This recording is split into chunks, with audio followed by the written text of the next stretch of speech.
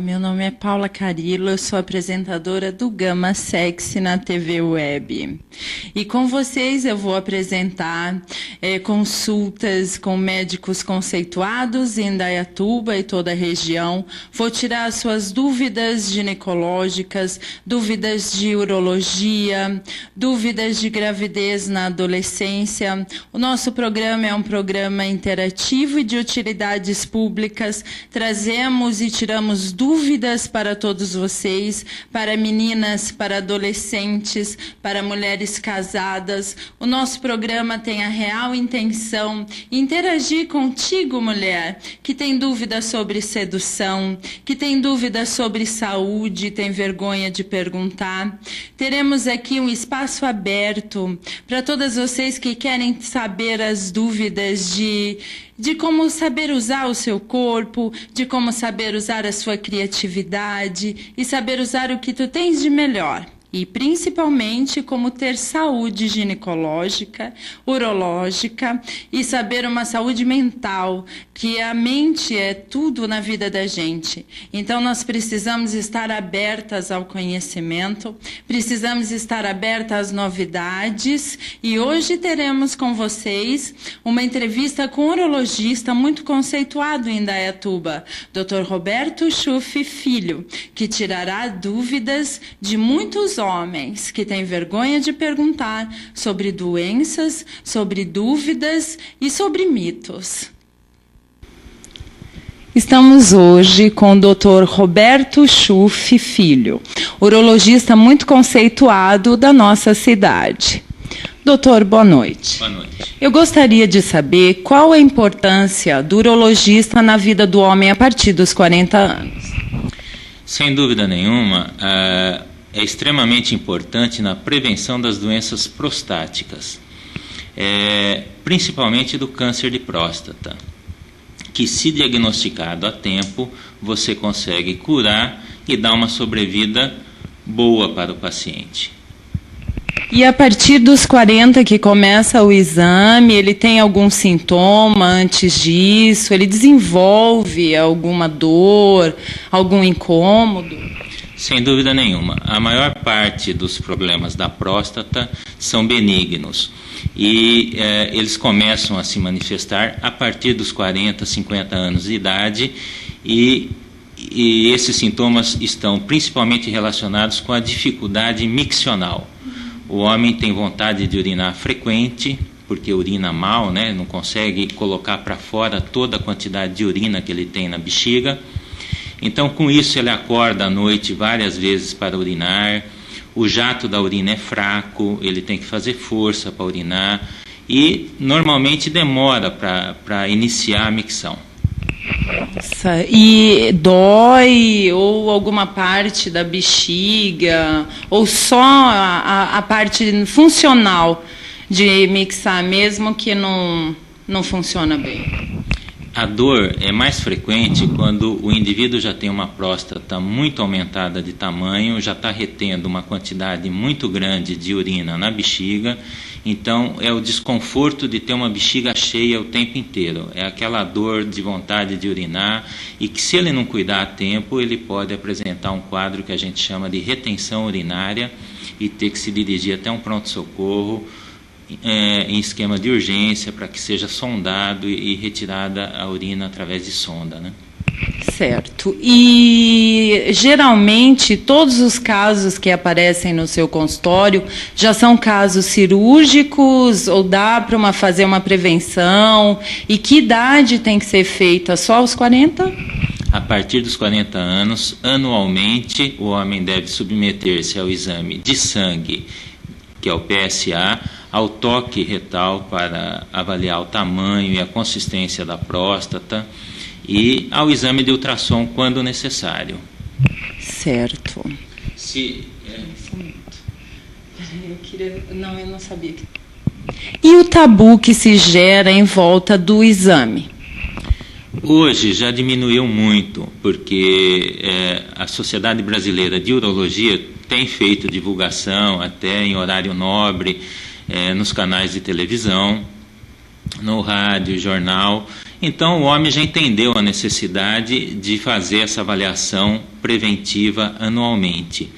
E ele já entendeu também que quando o câncer é diagnosticado precocemente, ele vai se curar dessa doença através do tratamento proposto. Certo, e o senhor tem assim uma base de um percentual de homens que ainda têm esse tabu, que deixam de fazer, e aí o caso já está avançado, aí eles chegam aqui, como é que é feito o procedimento? Normalmente são pessoas já com mais idade, que ainda têm esse tabu, mas aqui na nossa região, no estado de São Paulo, na região sul do Brasil, sudeste, eu acho que diminuiu muito esse tabu. Realmente, hoje em dia, nós não temos mais uma quantidade grande de homens que ainda não querem se submeter a esse exame. Talvez em outras regiões, mas aqui não. Certo. Aqui é muito pequeno. E o tratamento geralmente é sempre cirúrgico, não? Não, para o câncer, Isso. O câncer de próstata ele pode ser tratado tanto cirurgicamente, depende muito do caso, né, como com radioterapia. Pode ser feita também a radioterapia, quando localizado, né, quando o câncer está localizado só na próstata. Porque assim, ocorrem casos que ele cria metástase, como é que é feito isso? Pode ser retirada a próstata? Quando diagnosticado precocemente e o câncer está localizado na próstata, então você tem o tratamento que seria a prostatectomia radical, que é a retirada da próstata, ou a radioterapia, tá? Depende muito de cada caso, da idade do paciente. E que sequelas ocorrem com a retirada da próstata?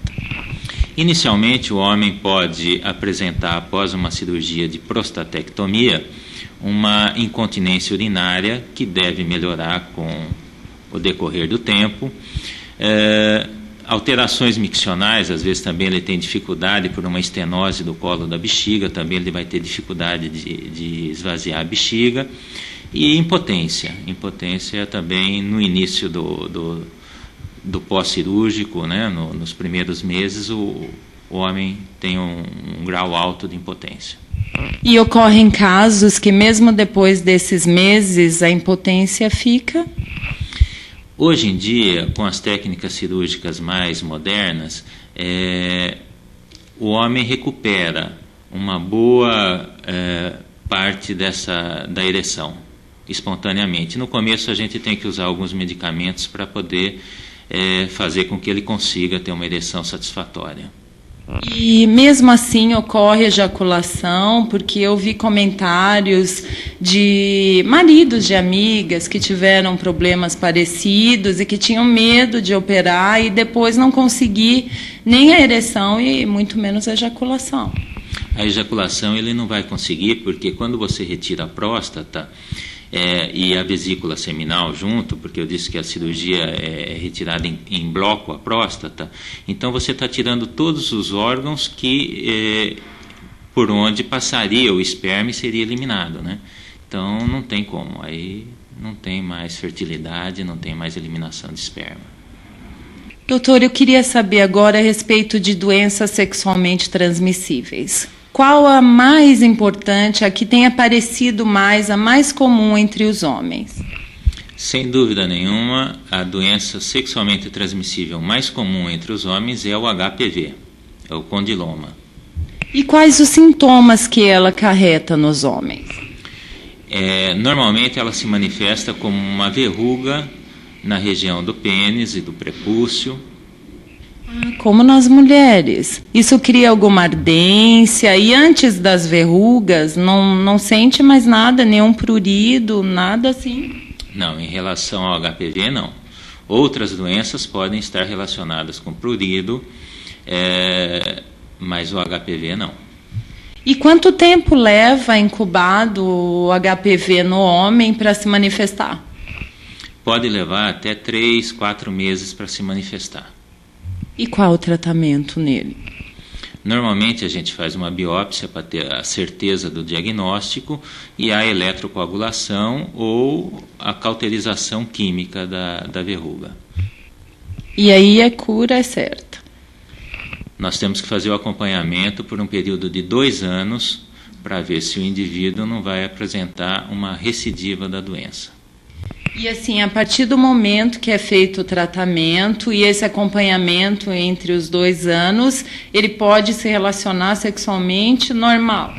A orientação é que ele use preservativo nas relações. Mas muitos homens se negam ainda, mesmo com o avanço da nossa era, em usar o preservativo, porque diz que causa incômodo, ardência. Como é que é feito isso? É que se ele não usar o preservativo, nós nunca vamos ter a certeza se ele está tendo uma recidiva ou uma reinfecção. Ele pode estar reinfectando novamente com outra parceira ou até com a mesma. Certo, e no caso delas, as mesmas verrugas, levam o mesmo tempo, e se ele se relacionar com uma outra mulher? Se ele já tem o HPV, ele transmite para outra mulher que não tem o HPV. Certo, e aí leva esse tanto de meses, 3 meses, para aparecer uma verruga? Pode aparecer mais cedo, mas pode levar até 3, 4 meses para aparecer a verruga. E a melhor solução seria só a prevenção? E como é feita? Só com preservativo? Hoje em dia, a prevenção do HPV pode ser feita através da vacinação, que acabou de chegar no Brasil, agora no final do ano passado, já está disponível, só que é um custo ainda elevado, né? E a grande indicação ainda são para mulheres na faixa aí de 11, 12 anos, antes de iniciar uma atividade sexual. Certo. E no caso do homem que tem um poder aquisitivo maior, ele toma a vacina e aí ele pode se relacionar sem camisinha ou continua o mesmo cuidado? A gente não pode esquecer que o HPV não é a única doença de transmissão sexual, existem outras. Então, toda vez que você tiver um relacionamento não confiável, um relacionamento esporádico, é melhor que se use o preservativo até que você possa conhecer o seu companheiro, a sua companheira, para evitar doenças mais graves, como a AIDS. E além do HPV, o que tem sido mais frequente nesse campo no seu consultório?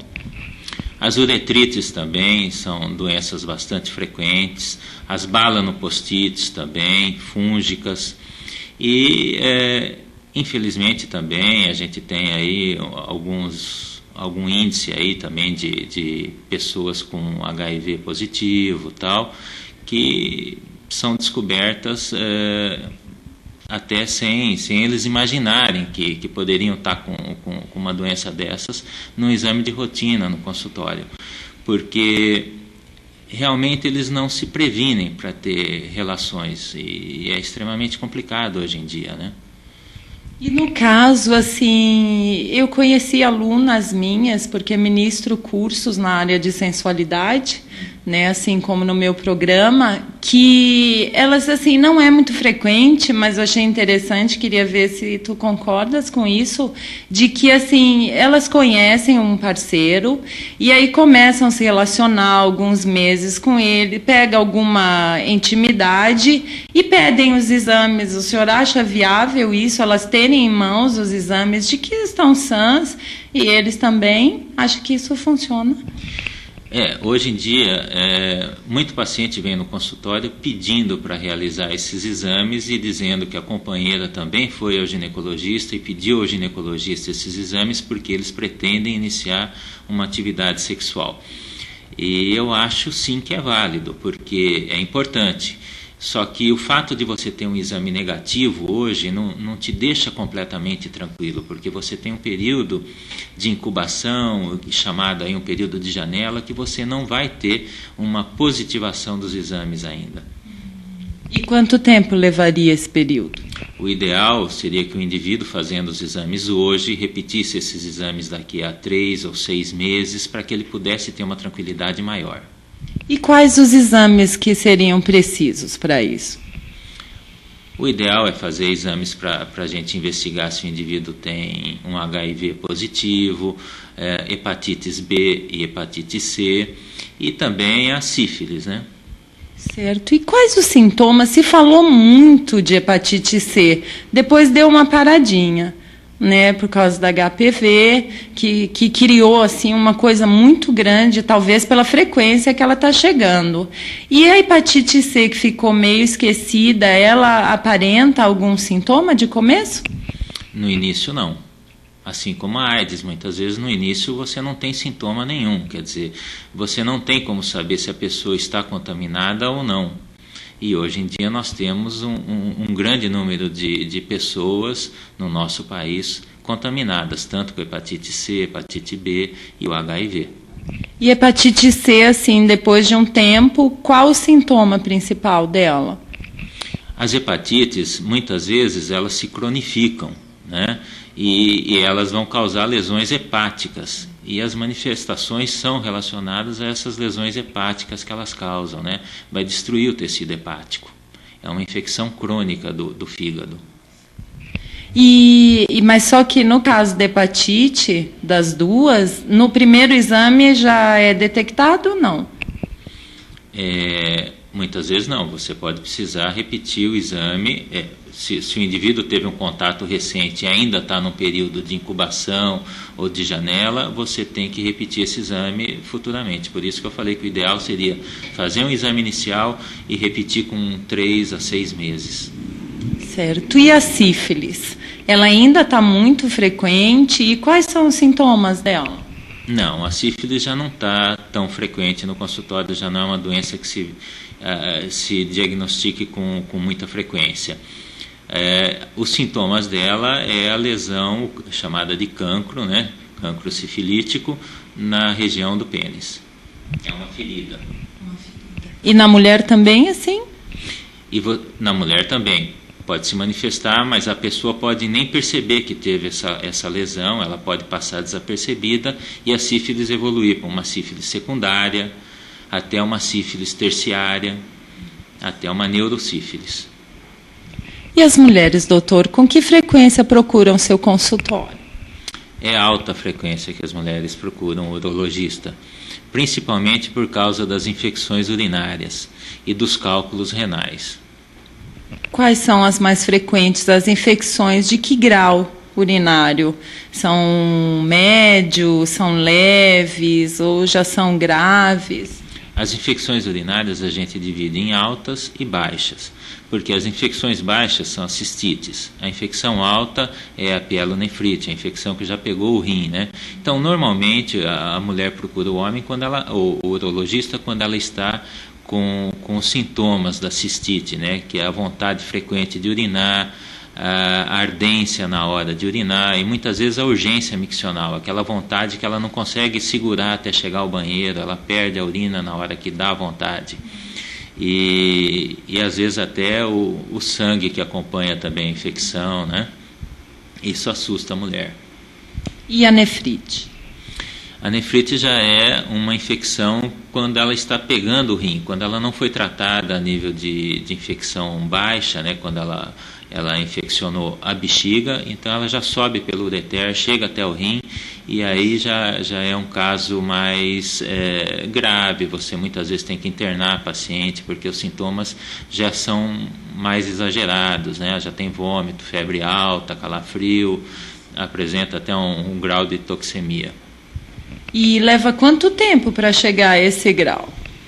Varia muito de caso para caso, da infecção, da agressividade da bactéria, da imunidade da paciente. Então, tem várias coisas que podem influenciar nesse tipo de coisa. Mas, normalmente, se você não tratar uma infecção e deixar aqueles sintomas, muitas vezes desaparecem da infecção baixa e a bactéria evolui e acaba chegando até o rim e provocando uma infecção alta.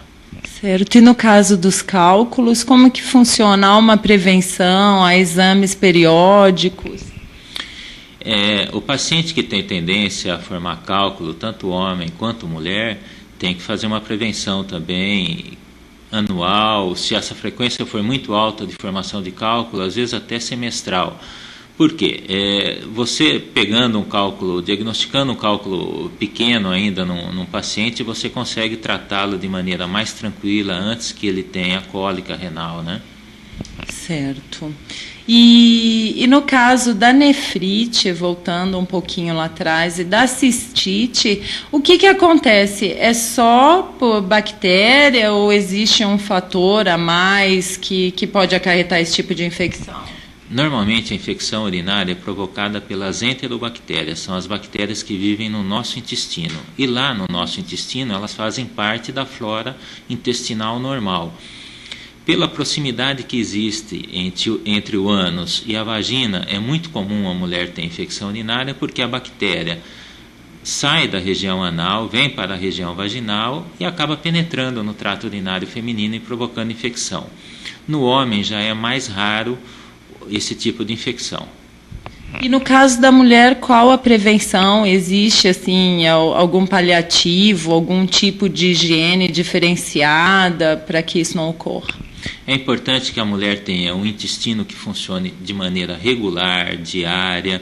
Na hora de evacuar, ela sempre se limpe da frente para trás, se puder usar a ducha higiênica, para evitar que as bactérias fiquem naquela região e acabem vindo para a região vaginal e contaminando essa região e penetrando na bexiga. A mulher deve tomar uma quantidade razoável de líquido diariamente, que é em torno de 2 a 2,5 litros de água. Deve urinar toda vez que sentir vontade, evitar segurar a bexiga cheia para urinar mais tarde, porque isso acaba facilitando as infecções. E agora, no frio, geralmente a gente acaba segurando um pouquinho à noite, acaba doendo, até o rim acaba dando uma beliscada. O que a gente faz para isso? Ou toma menos líquido à noite? O que o senhor sugere? No frio, o que acontece é que a gente, transpirando menos, vai estar produzindo mais urina, porque você tem que eliminar o líquido que está em excesso no seu organismo. Então, se você não está perdendo pela transpiração, por causa que não temos uma temperatura elevada nessa época do ano, você vai perder esse líquido pela urina. Então, o ideal é que a pessoa realmente esvazie a bexiga na hora que notou e sentiu que ela está cheia. Certo. E no caso dessa higiene que a gente chegou a falar, de lavar depois que evacuar, e os lencinhos umedecidos? Isso funciona quando tu estás na rua ou na casa de alguém que tu não pode fazer a tua higiene direitinho?